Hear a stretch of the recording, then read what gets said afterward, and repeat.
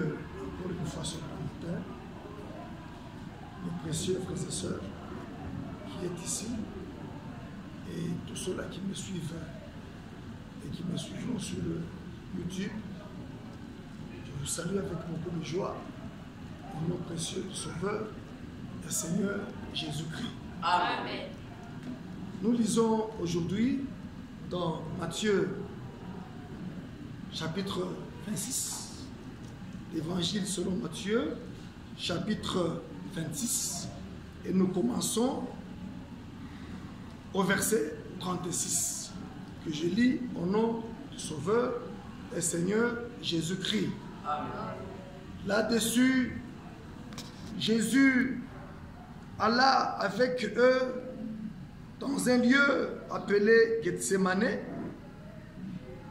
et il y dit aux disciples de point, asseyez-vous ici pendant que je m'éloignerai pour prier. Asseyez-vous.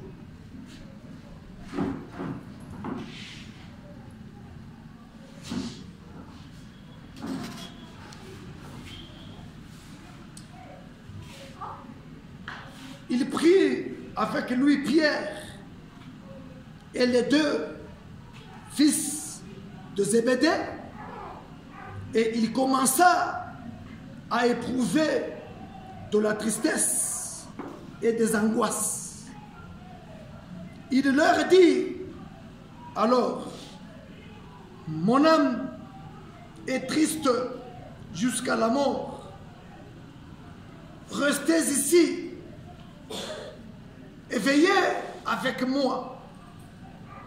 Puis, ayant fait quelques pas en avant, il se jeta sur sa face et pria ainsi, mon Père,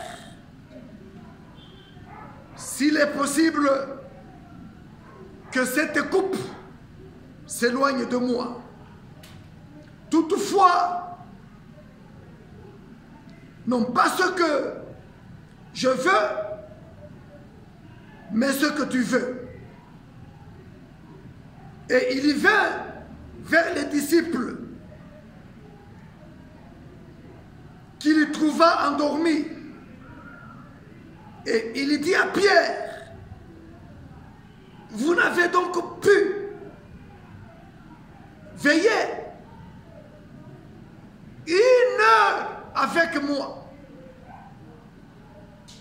Veillez et priez afin que vous ne tombiez pas dans la tentation.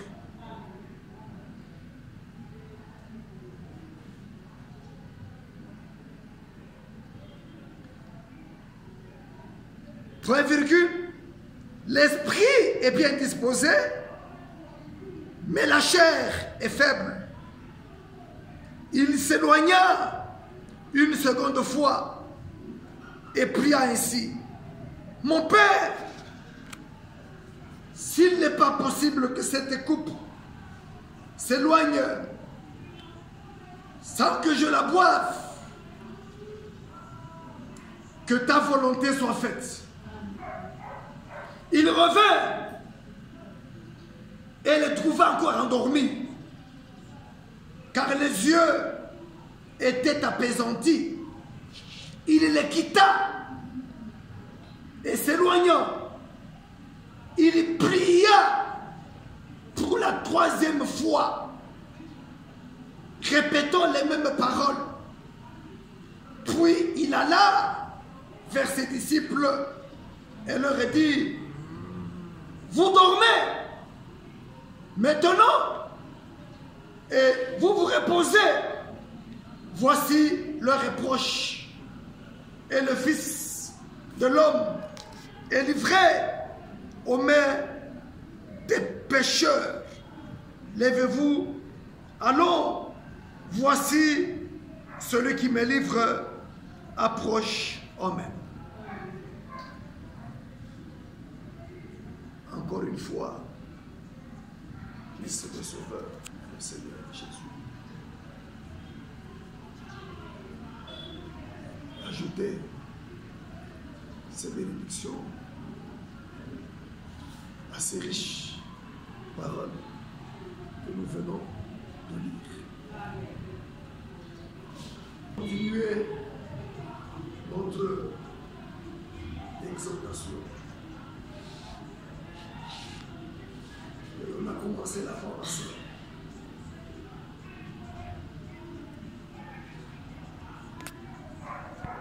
Une fille victorieuse. Dimanche passé, c'était seulement introduction. Mais avant de continuer, j'aimerais confirmer ce que j'ai dit avec une citation du prophète William Marion Branham. Cet esprit a-t-il été donné pour ceux qui prennent en note? Et au paragraphe 9, c'est un message qui a été prêché le 17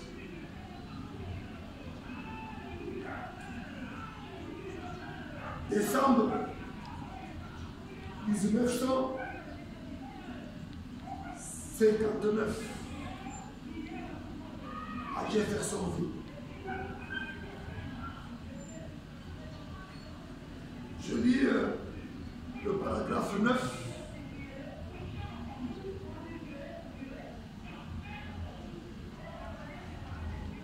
Dont les paroles avaient été simplement dites, mais sans lire.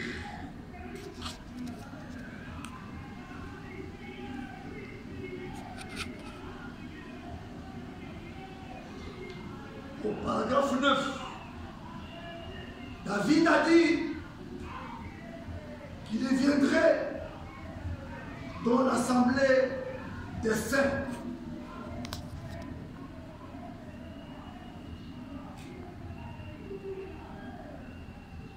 Et qu'il fallait connaître ses demandes.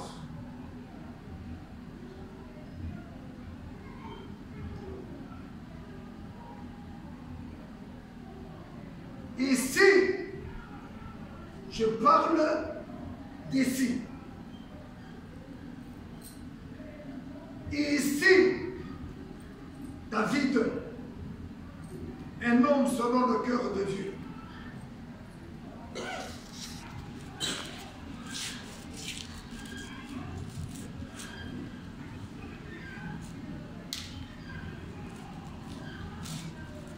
Pour faire connaître ses besoins à Dieu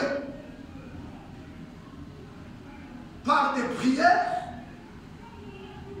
et par des supplications. Ici, David nous présente un endroit dans l'assemblée,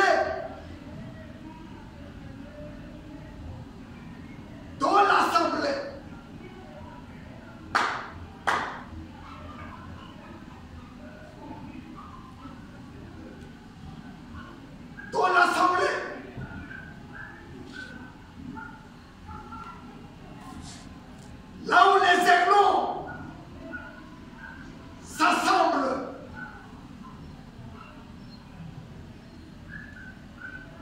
Est un meilleur endroit, un des meilleurs endroits, je pèse mes mots, un des meilleurs endroits pour faire connaître à l'éternel Dieu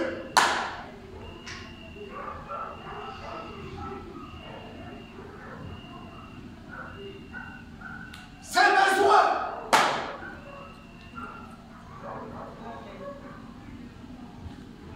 Tant spirituels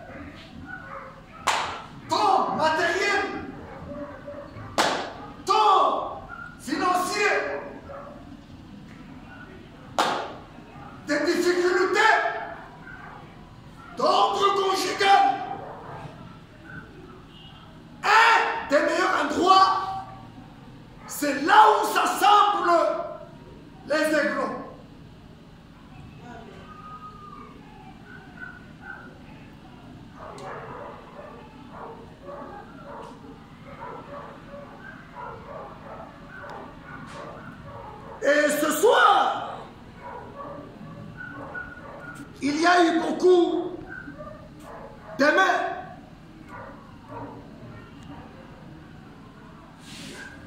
C'est-à-dire, à lever nos mains. Lorsque nous prions avec les mains levées. Je pèse bien mes mots. C'est une des positions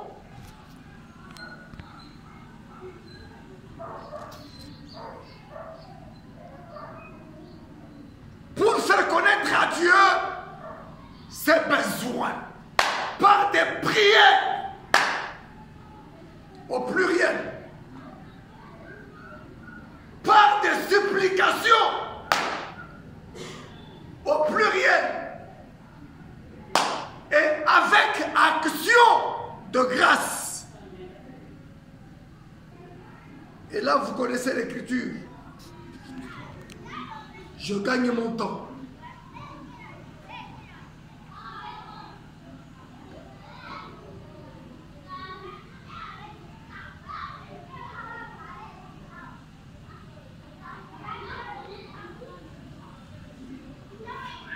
Il y a 80% de ceux qui sont assis dans cette salle ce soir qui ont levé la main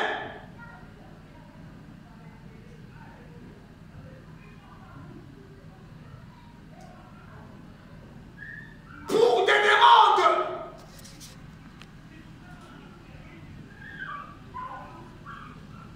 Ça montre, Seigneur, que nous ne pouvons vraiment pas nous passer de toi.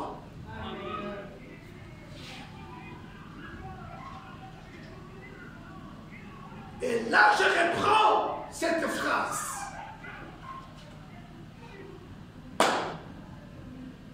Un véritable chrétien ne peut pas se passer du Seigneur.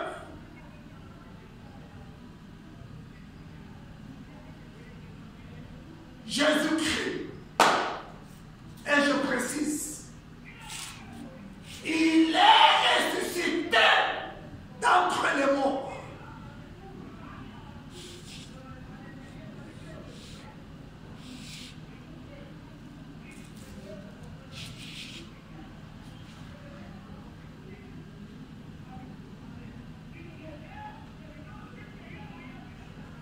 Il faut que nous t'ayons. Il n'a pas chatukwé na Mungu. Il n'a pas chatukwé na Bwana.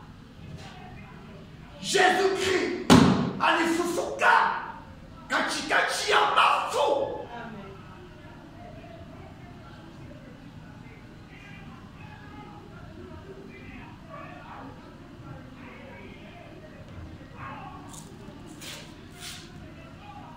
Il faut que nous t'ayons jour après jour.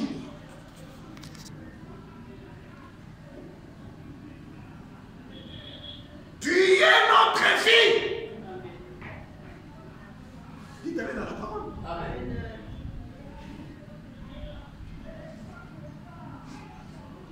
Bujima yangu, bujima yako, bujima yetu bunatokea kwa mtu moya, Mwokozi Bwana Yesu Kristo alifufuka katikati ya mafu.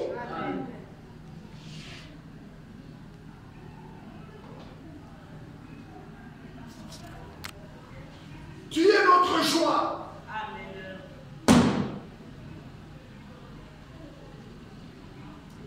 Nikuna répété ma phrase. Il est Saint-Esprit et qu'on est inspiré. Fura ile batu batena kukupatia haina na meme valeur que ile fura Mwokozi na Bwana Yesu Kristo alifufuka katikati ya mafu atena kukupatia. Fura ya batu ni ya muda.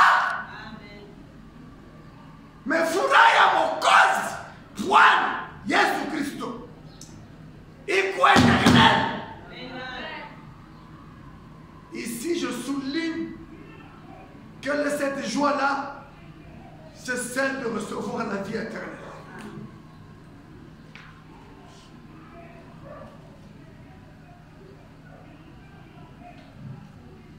Il est notre santé. Oh. Il est notre santé.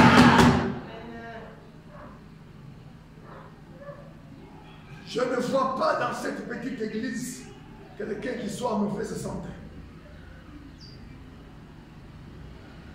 Il y en a, il y a beaucoup de témoignages. Il y a beaucoup de témoignages pour ce qui est de la santé. Une santé florissante.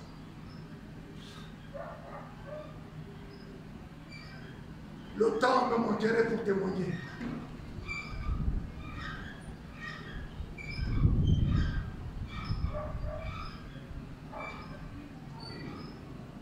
Et la santé physique ne vient pas seulement, je dis bien, ne vient pas seulement de ce que nous mangeons.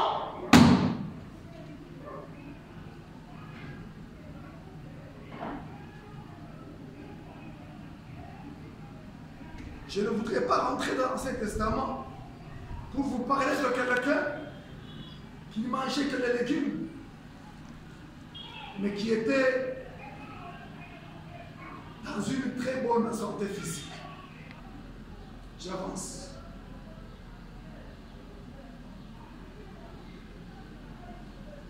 Tu es la force qui nous soutient. Amen. Tu es notre appui. Tu es notre bouclier. Amen. L'Éternel, notre barrière. Amen. Tu es notre défense.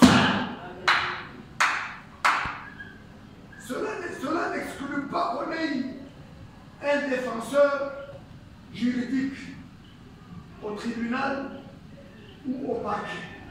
Je pèse bien mes mots. Cela n'exclut pas avoir un défenseur judiciaire au parquet, au tribunal, à la commune. Non.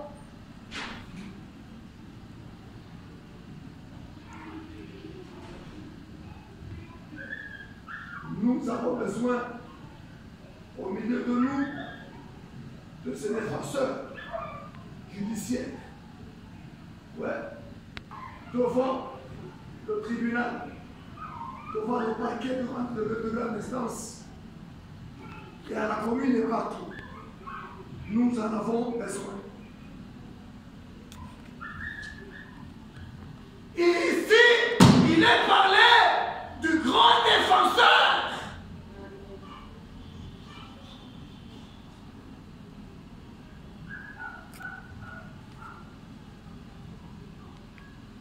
Le défenseur par excellence contre l'ennemi, contre l'adversaire. Et nous ne pouvons vraiment pas livrer ce combat de la vie. Nous parlons d'une vie victorieuse. Nous ne pouvons pas livrer ce combat de la vie sans toi. Toi qui représentes le Sauveur, le Seigneur Jésus-Christ, le ressuscité d'entre les morts, qui était vivant au Branham Tabernacle et qui est vivant ici à Jéhovah, Shammah Tabernacle Momashi. Il y a beaucoup de témoignages.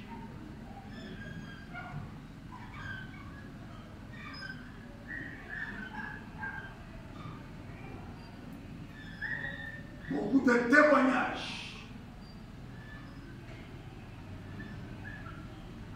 Même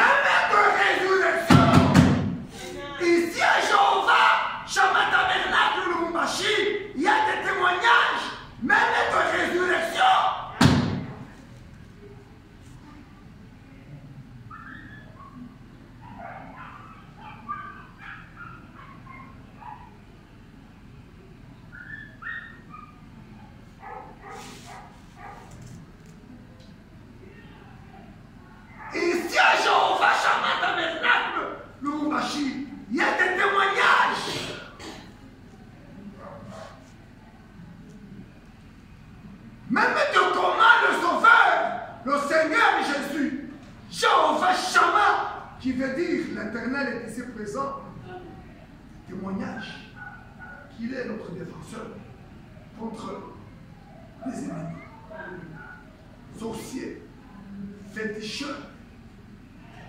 Il y a des témoignages ici.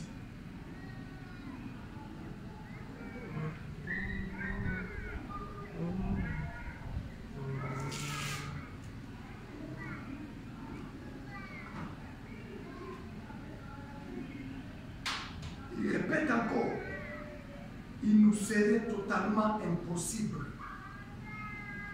Et je parlais aux chrétiens, il nous serait totalement impossible de le faire. Et nous devons nous en remettre entièrement à toi, Seigneur.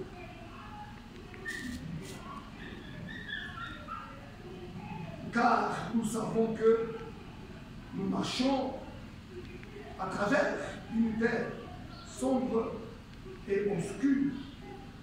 Et de chaque côté, l'ennemi nous a assaillis en nous tendant des embûches et des pièges. Nos sentiers, Seigneur, sont remplis de pièges. Que Dieu bénisse cette parole. D'où beaucoup de bénédictions.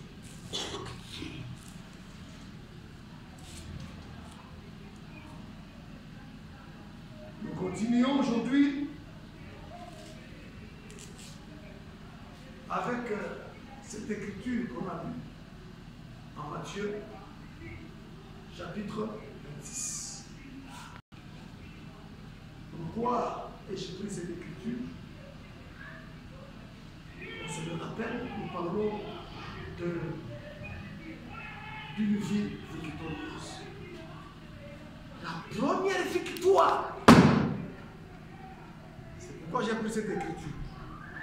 La première victoire, c'est celle que notre Sauveur, Jésus-Christ, en chair et en os, a acquise pour nous ce jour-là à Gethsémani.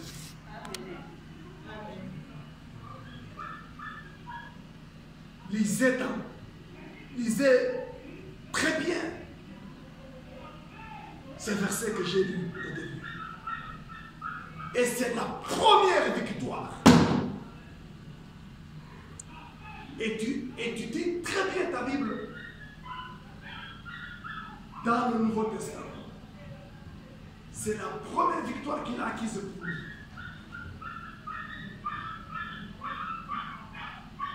Personne! Et alors, personne que cela soit sur la terre ou au ciel ne pouvait boire la coupe de nos abominations. Amen. À Gethsémani. Personne sous la terre. Personne au ciel. Quand je parle du ciel, je parle des anges qui sont en train d'adorer l'adorable Père Céleste. Aucun ange céleste ne pouvait obtenir pour moi et toi cette première victoire qui consistait à boire la coupe de nos abominations. Si vous lisez bien ces versets à la maison avec beaucoup d'attention.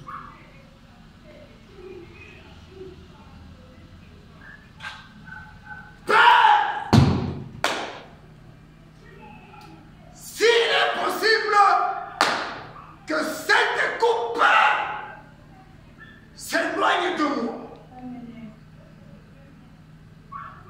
Et il se jeta par terre. Et il dit, mais que ta volonté soit faite. Bois la coupe de nos abominations. Bois la coupe de nos péchés.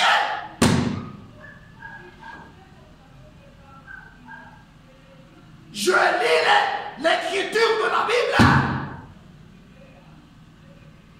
Il n'y a que lui. Et recevez le reproche à ses disciples qui ne pouvaient même pas veiller avec lui une seule heure. Et il exhorte, priez, veillez, afin que vous ne tombiez pas dans la tentation.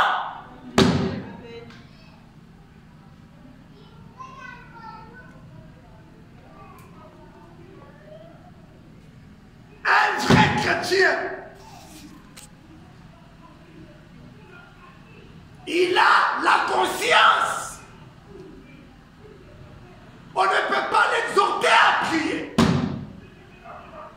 Une vraie chrétienne, on ne peut pas l'exhorter à prier. On ne peut pas nous exhorter à veiller afin que nous ne tombions pas dans les tentations.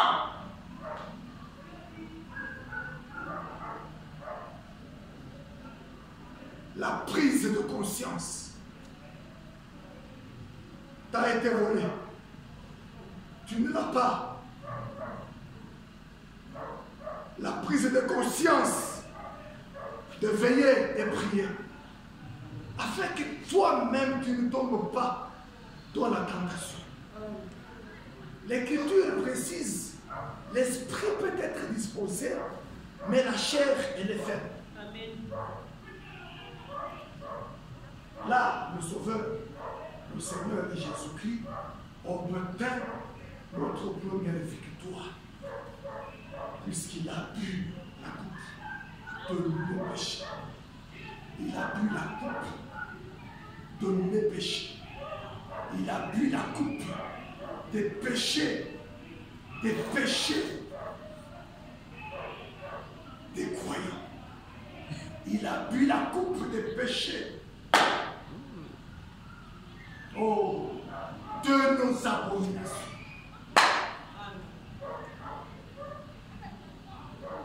Chose qui n'était destinée à aucune personne sur la terre. J'aimerais que nous puissions comprendre d'où vient notre première victoire.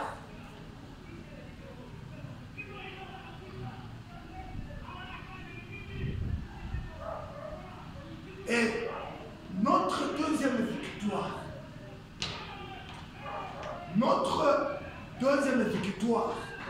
disons-la en Colossiens, rapidement, Colossiens chapitre 2, Colossiens chapitre 2, soyez rapide.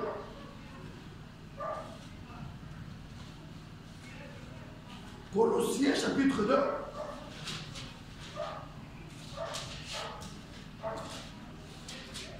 Là, nous trouvons notre deuxième victoire. Colossiens chapitre 2, nous commençons au verset 13.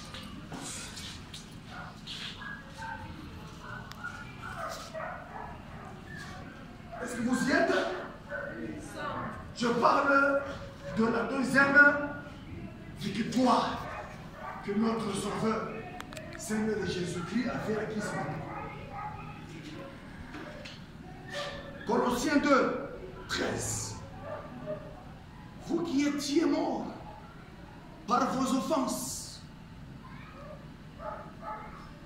et par l'incirconcision de votre chair, il vous a rendu à la vie avec lui. Amen. Oh, il nous a rendu à la vie avec lui. Amen. En nous faisant grâce pour toutes nos offenses. Oh, il a effacé l'acte dont les ordonnances nous condamnaient et qui subsistait contre nous. L'apôtre Paul y compris. L'apôtre Paul y compris. Frère Branham y compris. Pasteur Lévy y compris. Les révérends pasteurs y compris. Les diacres y compris. Il a effacé l'acte dont les ordonnances nous condamnaient et qui subsistait contre nous. Et il l'a détruit. Il l'a détruit. Qui? Le Sauveur, le Seigneur Jésus-Christ. Laissons parler la Bible.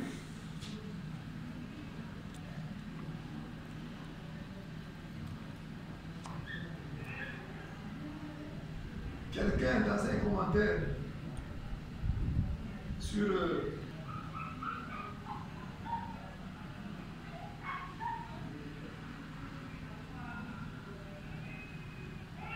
il l'a détruit.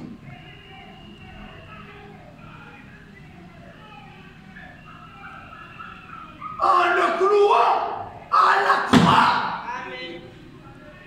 À la croix de Golgotha. Amen. Oh. C'est là que le Sauveur, le Seigneur Jésus, a obtenu pour nous la deuxième victoire.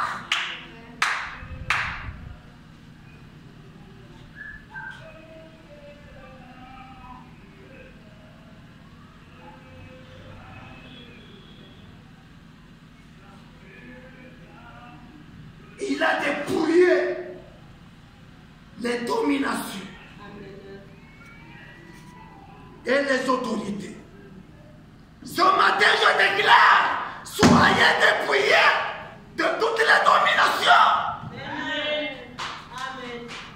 Ce matin, je déclare, soyez dépouillés de toutes les autorités Amen. du monde des ténèbres. Amen.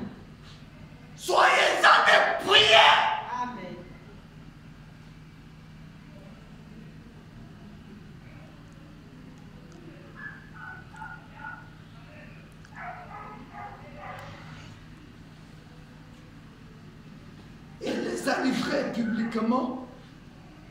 Et les a livrés publiquement, en spectacle, en triomphant d'elle par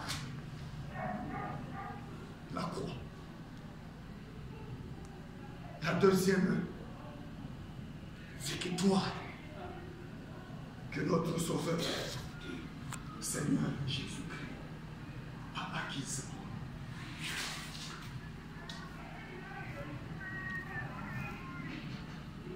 Donnez-lui votre cœur.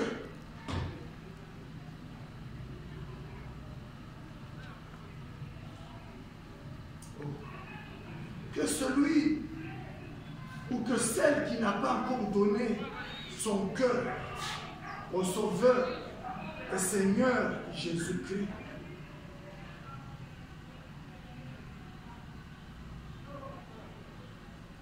oh,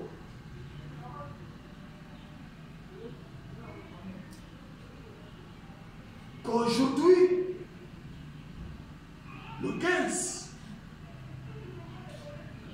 septembre 2024, soit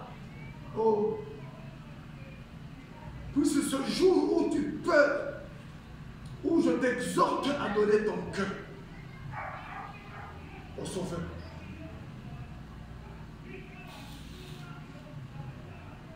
Jésus-Christ. Par qui tu vis? Amen. Par qui tu respires? Amen. Par qui tu as la force de te lever le matin? Par qui tu as la force même de marcher? Même de te tenir au volant?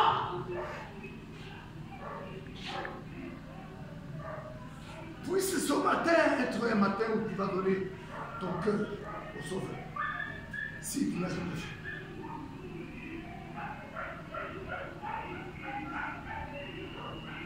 Donne-lui ton cœur comme offrande. C'est ça qu'il cherche. C'est tout ce qu'il cherche. Donne-lui ton cœur.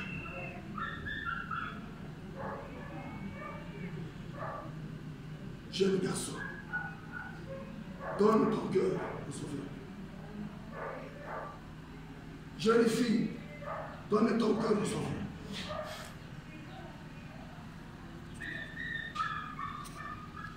Peut-être tout ce temps, si tu viens ici et tu vas à ton église, tu n'as jamais donné ton cœur à celui qui a été blessé pour tes péchés. Aïe. Encore une écriture. Isaïe 53. Un seul était blessé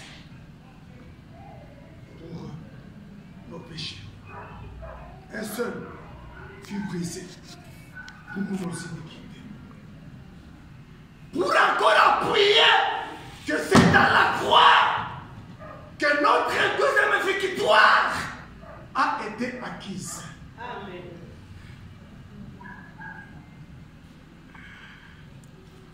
C'est l'invitation. Venez à moi, vous tous qui êtes fatigués et chargés. Je vous donnerai du repos.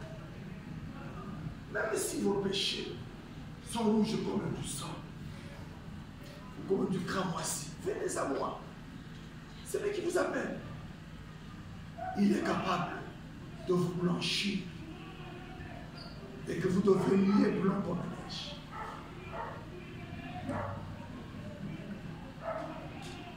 Je parle de là d'une vie victorieuse. On continue à lire. Je lis aujourd'hui dans Divinité expliquée. C'est une brochure. Divinité expliquée, une brochure, une prédication, les Chépas, une pression frère, il y a Divinité expliquée, brochure.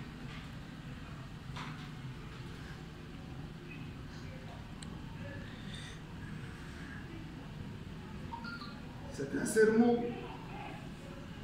qui a été prêché par Frère Branham.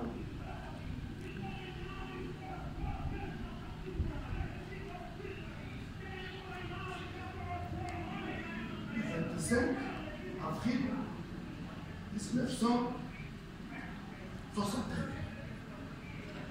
Et je lis au paragraphe 19. Là, j'avais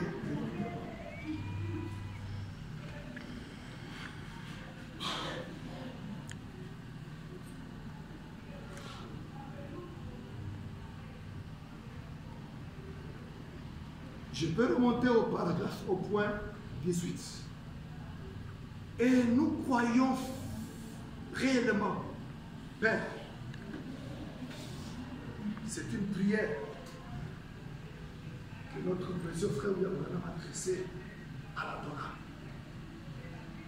Je répète bien, c'est une prière que notre précieux frère William Branham a adressée à l'adorable Père Céleste. Nous croyons réellement, Père, que nous vivons à la fin de la course. Comme le prophète l'a dit, la lumière paraîtra au temps du soir. Et nous croyons aujourd'hui que nous sommes les porteurs de cette grande lumière de l'Évangile.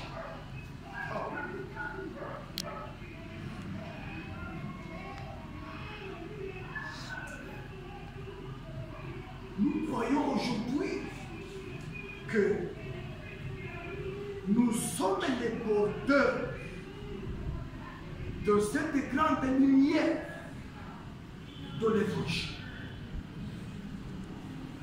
Que par ta grâce, tu nous as permis d'apporter jusqu'aux confins de la terre. Qui l'obé y compris, le Bumbashi y compris, la commune annexe y compris, la province du Yokatanga y compris. Parce que frère Manameli, il a prié jusqu'aux confins de la terre où ce réveil est parvenu. Et je te prie, Père, de me permettre d'exprimer le fond de mon cœur à mes frères ce matin. Oh. Le motif et l'objectif de ma vie pour toi, pour qu'ils comprennent, accorde-le.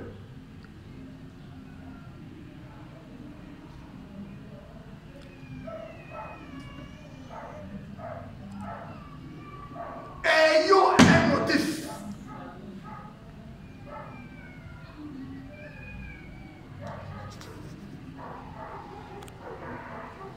Pendant que tu vis encore sur la terre, que tu aies un motif, que tu aies un objectif.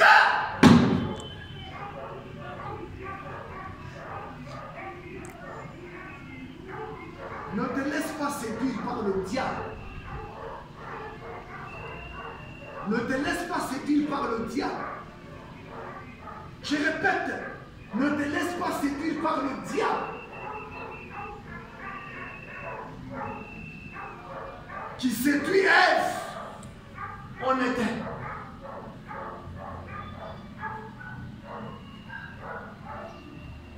Avec une 9,9% de la parole.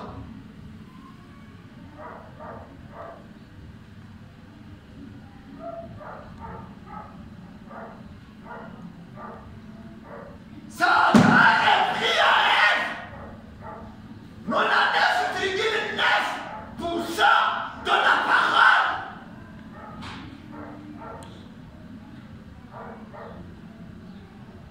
Le jour,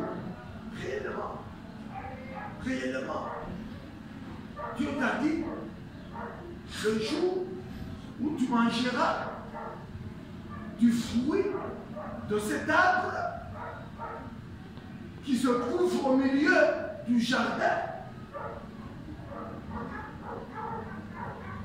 tu mourras. Il reprit la parole. Il a simplement ajouté ne pas. Il sait que le jour où tu en mangeras, tu as connu cette situation.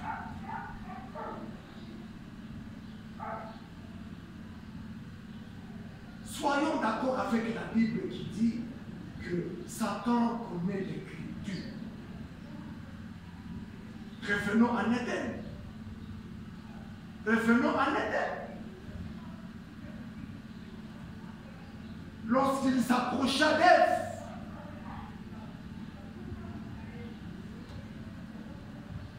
Satan a repris la parole que Dieu dit à Adam et Ève.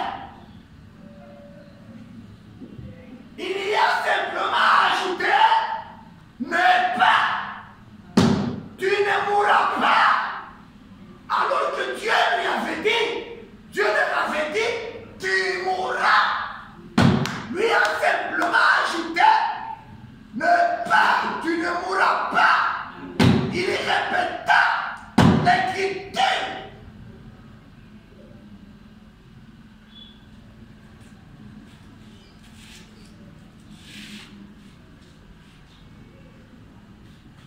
Je voudrais achever le paragraphe que j'ai commencé.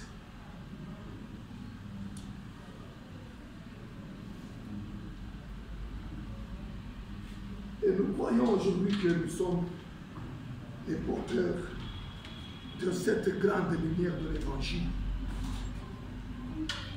que par ta grâce, tu nous as permis d'apporter jusqu'aux confins de la terre, où ce réveil est parvenu. Et je t'ai pris, Père, de me permettre d'exprimer le fond de mon cœur à mes frères ce matin, le motif et l'objectif de ma vie pour toi.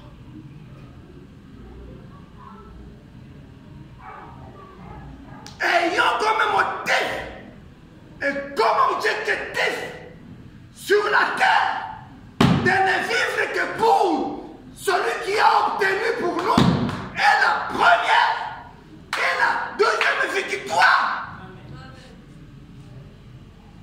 en lui offrant comme offrande nos cœurs.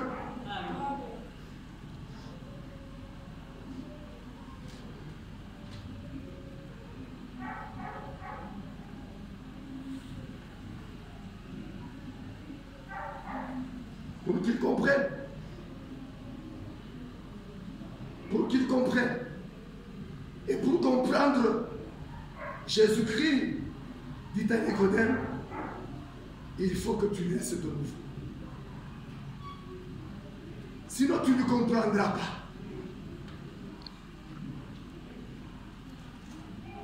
On peut se rappeler que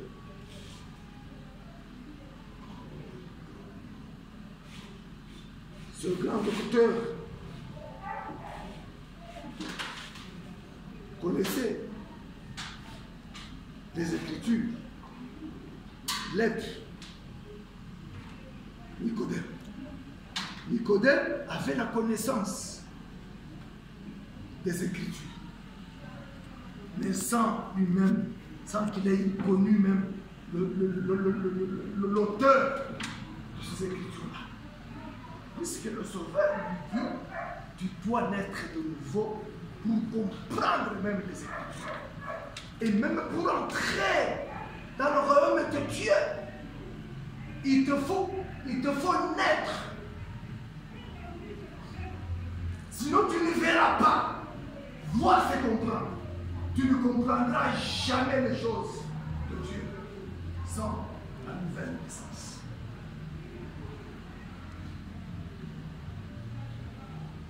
Tu ne comprendras jamais les Écritures saintes ici. Sans la révélation que Dieu donne à ses serviteurs et prophètes. Amos 3, le Seigneur ne fait rien sans avoir révélé son secret à ses serviteurs, les prophètes.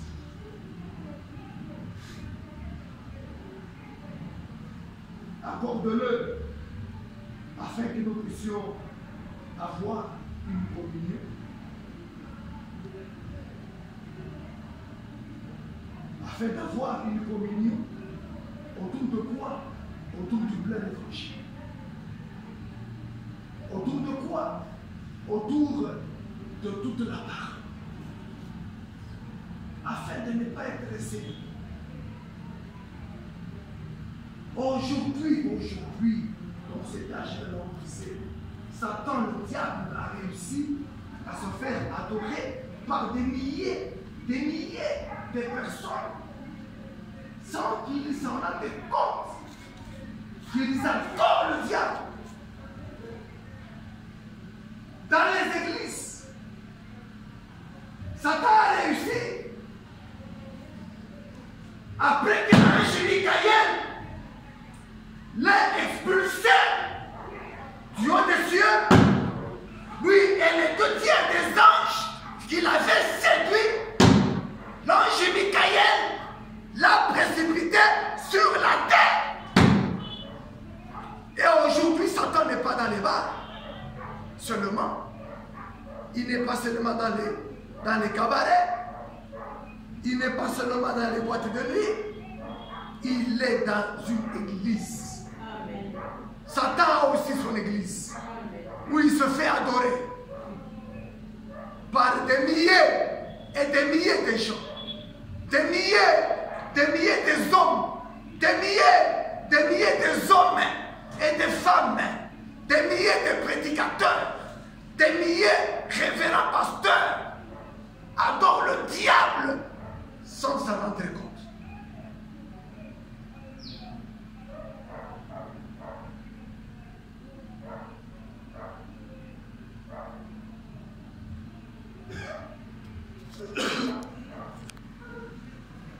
La communion autour du plein évangile, la communion autour de cette révélation que le Seigneur et Sauveur Jésus a révélée à son prophète messager du nom de William Branham.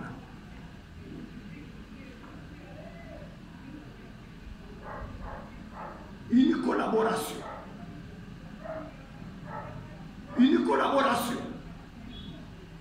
et un amour parfait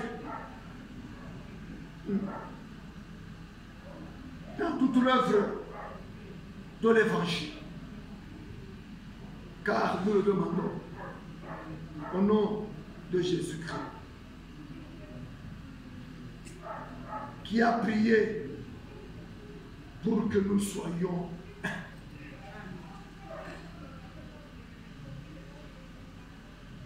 Comme lui et son Père étaient un.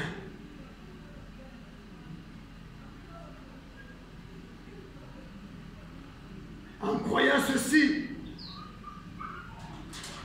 à ceci, tous connaîtront que vous êtes mes disciples, si vous avez de l'amour les uns pour les autres.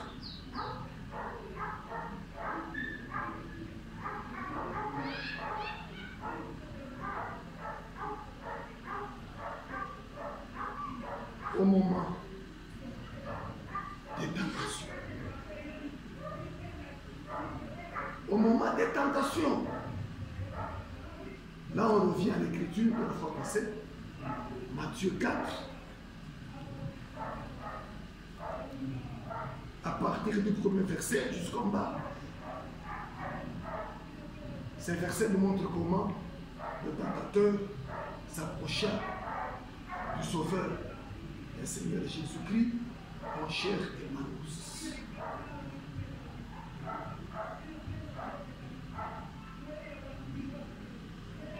Il répéta, l'homme ne vivra pas de pain seul. Frère, l'homme ne vivra pas de pain seul.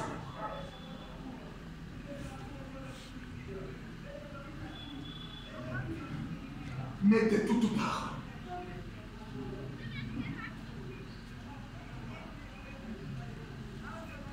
N'abandonnons pas notre assemblée,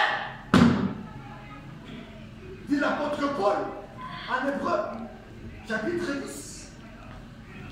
N'abandonnons pas notre assemblée, comme c'est la coutume de quelques-uns, sous prétexte que je vais chercher. Je vais chercher.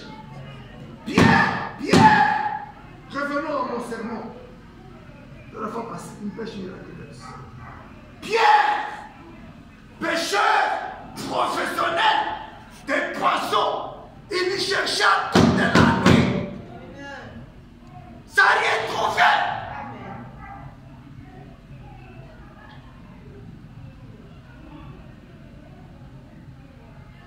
Pourquoi ne pas consacrer de ton temps le mercredi soir pour la prière, pour être un avec les paroles du Sauveur, Seigneur de Jésus, lu en Matthieu 26. Vous ne savez même pas veiller une heure avec moi. Donc, toutes les heures de la journée, toutes les heures de la nuit, c'est seulement aller chercher. Toutes les heures de la semaine, tout le mois, c'est seulement chercher. Revenons à l'écriture. Pierre, un pêcheur de poissons et un pêcheur de profession, chercha les poissons toute la nuit. De quoi manger? De quoi manger, frère? Toute la nuit, sans rien attraper. Et découragé au bord de la mer, il nettoya ses filets. Et c'est alors que Jésus crie en chair et os, Abba, lui apprêta sa barque pour nous prêcher. Comme le Sauveur et le Seigneur de Jésus. Il n'est jamais resté avec une demi quelqu'un. Il lui paya. Il leur donna sur sa parole. Il n'avait pas changé, non? Oh.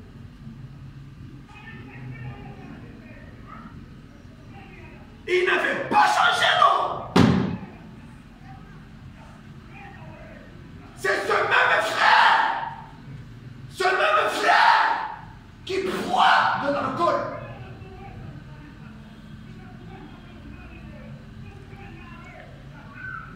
Que si nous prions pour lui,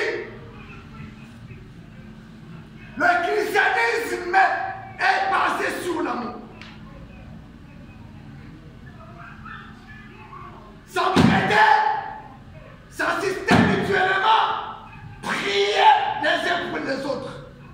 Ce même frère qui boit de l'alcool, qui fume, si nous prions pour lui, pas quelqu'un d'autre. La même femme que tu as là, qui est insoumise, qui est têtue comme un mulet, si tu pries pour lui, toi son mari, viens dans l'assemblée des saints, faire connaître tes besoins. Par des prières pour ta femme,